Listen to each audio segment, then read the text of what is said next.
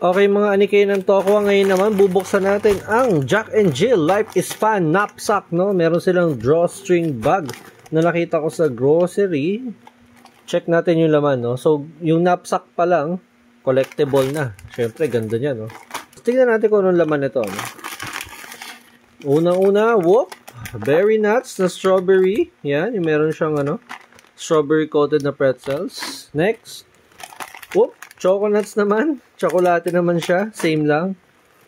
Oh, choconuts ulit. Dalawa na yung choconut. Next is berry nuts ulit. Okay, dalawang choconut, dalawang berry nut. Next natin ay uy, magic chips. Kinakain ng anak ko to. Perfect. Meron pa isa. Magic chips ulit. So, tigda dalawa pala sila, no? Tapos, last niya, may last na yata. O, last na nga to. Is cream o uy! Uy! Mukhang sinuwerte pa tayo dito. May cream o na. May ano pa. BT21. Ano yun?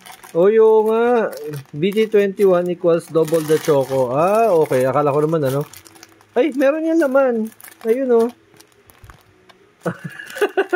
So may unpack na naman tayo mamaya sa ibang video naman to, no? So sinuwerte tayo dito sa cream on na to, may libre pa tayong BT21.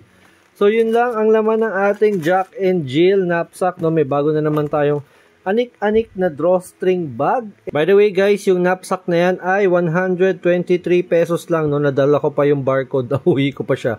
Ayan, 123 pesos, napakadami ng laman. Kaya sulit na sulit tong knapsack na to. Hindi nyo pa alam, meron kaming group na puro anik-anik. Kaya marami kaming mga ganitong pinopost doon, mga kung ano-anong anik-anik. Join us sa Anika ng Tokwa. Follow mo na rin si Papi Louie for more anik-anik content. Kasi kung hindi ka pa naka-follow, Anika ng Tokwa.